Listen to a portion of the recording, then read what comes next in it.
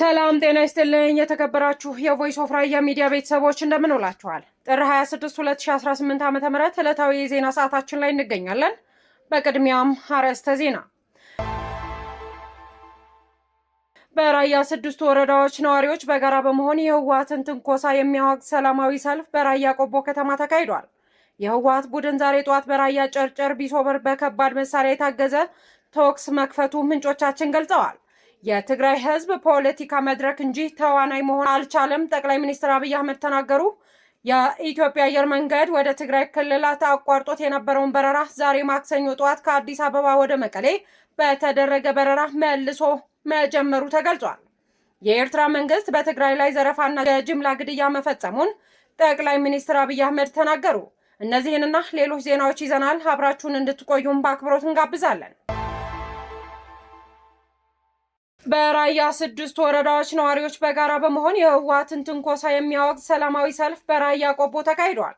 የራያ 6 ወረዳ ነዋሪዎች ከራያ ባላ፣ ከራያ አላማጣ፣ ከራያ አላማጣ ከተማ፣ ከራያ ኦፍላ፣ ከራያ ዛታና ከራያ ኮረም ከተማ የተውጣጡ የራያ ነዋሪዎች ዛሬ ጥር 26 2018 ዓ.ም ህወሓትን በራያ ህዝብና ምድር የሚፈጽመውን የሰብአዊ መብት ጥሰት የሚኮንን ህዝባዊ ተቃውሞ በሰላማዊ ሰልፍ በራያ ቆቦ ከተማ አካሂደዋል። ህግ እንዲያስከብርልን እንጠይቃለን። በራያና በዋግምራ የወሰንና የማንነት ጥያቄ የሚያደናቅፍብን ማንንም ኃይል አንቀበልም። የራያ ህዝብ የማንነት ጥያቄ የህልውና ጥያቄ ነው። ለራያ ህዝብ ወሎ ጌጣችን፣ አማራ ቤታችን። በራያ 6 ወረዳዎች የነበሩ የሀገር መከላከያ ሰራዊትና የፌዴራል ፖሊስ አባላት መውጣትን ተከትሎ በራያ አካባቢዎች መፈናቀልና ዘረፋን ጨምሮ በርካታ የሰብአዊ መብት ጥሰቶች እየተፈጸሙ እንደሚገኝና የከተማዋ ነዋሪዎች ወደ ራያ ቆቦ አጎራባች አካባቢዎች ተፈናቅለው ለችግር መጋለጣቸው ይታወቃል። በርካታ የከተማዋ ነዋሪዎች በህወሓት ታጣቂዎች መታፈናቸውን በተደጋጋሚ መዘገባችን የሚታወስ ሲሆን ከ6 ቀናት በላይ ያስቆጠረው ግጭትም በተለይ በራያ ነዋሪዎች መፈናቀል ምክንያት መሆኑን የኢትዮጵያ ሰብአዊ መብቶች ኮሚሽን ኢሰማኮ አሳውቆ ነበር። በእነዚህ አካባቢዎች የተቀሰቀሰው ግጭትና ወታደራዊ እንቅስቃሴን ተከትሎ ሁኔታ ወደ ጦርነት ሊሸጋገር ይችላል የሚል ስጋት መፍጠሩን ኮሚሽኑ መግለጹ ይታወሳል። ብሔራዊው የሰብአዊ መብት ተሟጋች ባወጣው መግለጫ በእነዚህ ግጭቶች የተቀሰቀሱባቸው ካለፈው ሳምንት እሁድ ጥር 17 ጀምሮ መሆኑን ኢሰማኮ ባወጣው መግለጫ ማሳወቁንም በቮይስ ኦፍ ራያ ሚዲያ በትናንትናው የዜና ወጃ ሰዓታችን ላይ ወደ እናንተ መዘገባችንም ይታወሳል። የህወሓት ቡድን ዛሬ ጧት በራያ ጨርጨር ቢሶበር በከባድ መሳሪያ የታገዘ ተኩስ መክፈቱ ምንጮቻችን ገልጸዋል። በአፋር ያለው ድንበር በራያ ጨርጨር ቢሶበር በኩል ከህወሓት ጋር እየተደረገ ያለው ውጊያ በመድፍ የታጀበ ሆኖ ማርፈዱን ምንጮቻችን ገልጸዋል። ህወሓት ሰሞኑን የጀመረውን ትንኮሳ ገፍቶ በሞርታርና ዲሽቃ የታጀበ ውጊያ እያደረገ ይገኛል። የህወሓት ኃይሎች ወደ ኡላጋ፣ ቡታ መርፈታና ቢሶበር አካባቢ ከባድ መሳሪያዎችን ጨምሮ ሰራዊቱ እያቀረበ እንደሚገኝ ተገልጿል። ከቀናት በፊት የትግራይ ጊዜያዊ አስተዳደር ፕሬዝዳንት ጀነራል ታደሰ ወረደ ታጣቂዎችን ከጸለምት እንደሚመልሱ ማዘዛቸውን አስታውቀው ነበር። በመሆኑም በራያ ጨርጨር ግን በከባድ መሳሪያ የታገዘ ውጊያ መደረጉን ምንጮቻችን ያደረሱን መረጃም ያመለክታል። የኢትዮጵያ አየር መንገድ ወደ ትግራይ ክልል አቋርጦት የነበረውን በረራ ዛሬ ማክሰኞ ጧት ከአዲስ አበባ ወደ መቀሌ በተደረገ በረራ መልሶ መጀመሩ ተገልጿል። ባለፈው ሳምንት መጀመሪያ ላይ በፌዴራል መንግስትና በህወሓት መካከል የተቀሰቀሰውን ግጭት ተከትሎ ነባር በረራዎች ካለፈው ሐሙስ ጀምሮ ተቋርጠው ነበር። የኢትዮጵያ አየር መንገድ የበረራ ቦታ መያዣ የበይነ መረብ ገጽ በትግራይ ክልል ወደሚገኙ ሁሉም መዳረሻዎች የሚደረጉ በረራዎች ክፍት መሆናቸው ያመለክታሉ።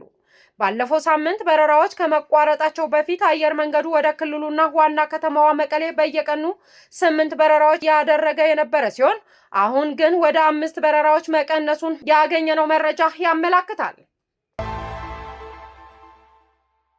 የትግራይ ህዝብ የፖለቲካ መድረክ እንጂ ተዋናይ መሆን አልቻለም ሲሉ ጠቅላይ ሚኒስትር አብይ አህመድ ተናገሩ።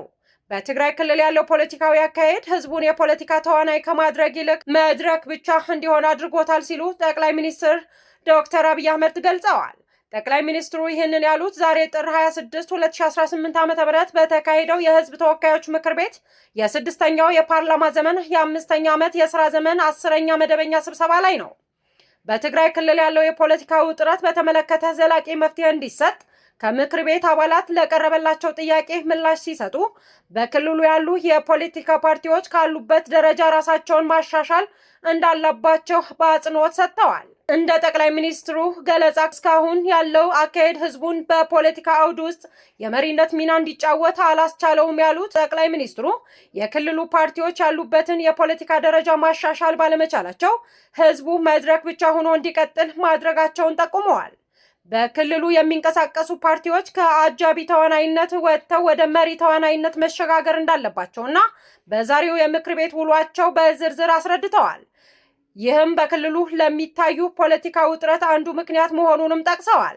በትግራይ ክልል ዘላቂ ሰላምን ለማስፈንና የፖለቲካ አካሄዱን ለማስተካከል በጋራ መስራት እንደሚገባ ጠቅላይ ሚኒስትር አብይ አህመድ ጥሪ አቅርበዋል። ህዝቡ በፖለቲካ መድረክ ከመሆን ወጥቶ ንቁ ተዋናይ እንዲሆን ፓርቲዎችም የሐሳብ ልዩነት ቢኖራቸውም እንኳ በውይይት መፍታት እንዳለባቸውም አሳስበዋል። በሌላ በኩል በክልሉ የሚንቀሳቀሱ ተቃዋሚ ፓርቲዎችና የህዝብ ወገኖች በክልሉ ስላለው የዲሞክራሲ ምህዳር መጥበብና ጊዜያዊ አስተዳደሩ ውስጣዊ ሽኩቻ ቅሬታ ሲያቀርቡ መቆየታቸውም ይታወሳል።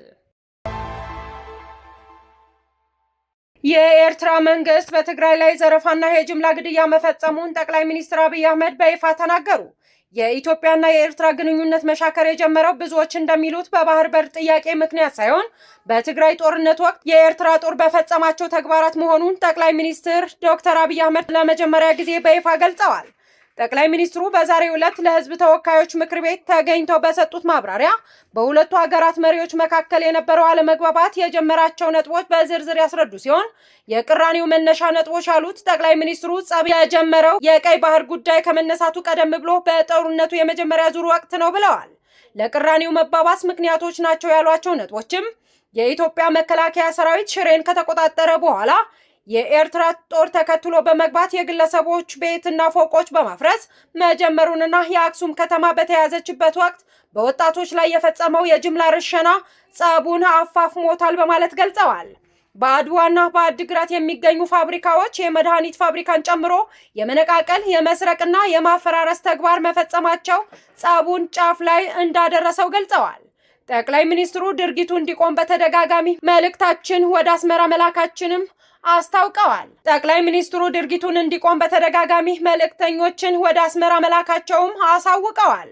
የላኳቸው የትግራይ ህዝቤን አታጎሳቅሉ ብዬ ነው ያሉት ጠቅላይ ሚኒስትሩ የቀድሞ የውጭ ጉዳይ ሚኒስትር አቶ ገዱ አንዳርጋቸው 2 ጊዜ ወደ አስመራ ተልከው እንደነበርና የምክክር ሂደቱም እርሳቸው መንግስትና የሻዕቢያው እንደሚያውቁት ተናግረዋል።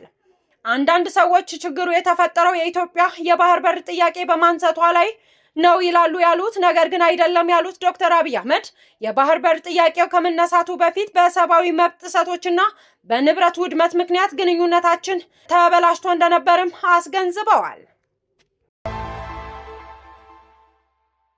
ከ100 በላይ አውሮፕላኖች የታጠቀ አየር ኃይል አሉን ሲሉ ጠቅላይ ሚኒስትር አብይ አህመድ ገለጹ።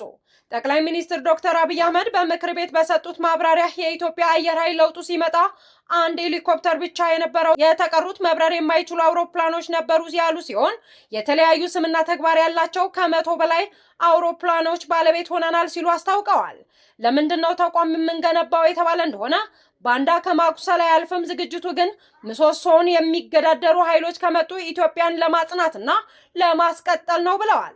የኢትዮጵያ አየር ኃይል ላይ የተሰራው ስራ የተቋም ግንባታ አካል መሆኑን አስረድተዋል። በኢኮኖሚ በተቋማት ግንባታ የማደግ አቅማችንን የምናሳድገው ኢትዮጵያን የሚያጸኑ ምሰሶዎችን መጠበቅ ግዴታ ስለሆነ ነው ብለዋል። ከባንዳዎች የበለጠ ሀብት ካላመነጨን በስተቀር በሀብት፣ በሚዲያ፣ በዲፕሎማሲ ምክንያት ጫና ይፈጥራል ሲሉም ገልጸዋል። መፍትሄው ብቃትን ማጎልበት፣ ጠንክሮ መገኘት ነው ያሉት ጠቅላይ ሚኒስትሩ የኢትዮጵያን መጎዳት የሚፈልጉ ኃይሎች ፋይናንስ ቢደረጉም ኢትዮጵያን የሚያስቆማት አንዳች አቅም እንደሌላቸው አስታውቀዋል። በህዳሴ ግድብ ግንባታ ወቅት አንድም ብድርና እርዳታ ኢትዮጵያ ከየትኛውም ወገን አልወሰደችም በማለት በተዘዋዋሪ ጠቅላይ ሚኒስትር አብይ አህመድ ለዶናልድ ትራምፕ በይፋ ምላሽ ሰጡ።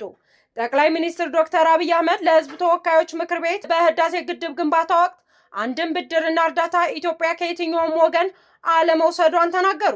ጠቅላይ ሚኒስትር አብይ የ2018 በጀት ዓመት የ6 ወራት የስራ አፈጻጸም ሪፖርት ላይ ከምክር ቤት ለተነሱላቸው ጥያቄዎች ምላሽና ማብራሪያ በሰጡበት ወቅት ነው ይህንን የተናገሩት። በጀግኖች ኢትዮጵያውያን ቁርጠኛ አቋም በሀገርም ውስጥ ከሀገርም ውጭም ባሉ ኢትዮጵያውያን በቁርጠኝነት ጨክነው በጋራ ቆመው ስለሰሩ የተከወነ ፕሮጀክት ነው ሲሉ ለግድቡ ግንባታ ብድርም ሆነ እርዳታ እንዳልወሰደች በአጽንኦት ሰጥተው ተናግረዋል። የአሜሪካው ፕሬዝዳንት ዶናልድ ትራምፕ ሀገራቸው የታላቁ ህዳሴ ግድብን ግንባታን በገንዘብ መደገፏን በቅርብ በተደጋጋሚ ሲናገሩ የቆዩ ሲሆን ይህንን ተከትሎ ጠቅላይ ሚኒስትር አብይ በከፍተኛ ባለስልጣናት የተሰጠ ይፋዊ ምላሽ ነው።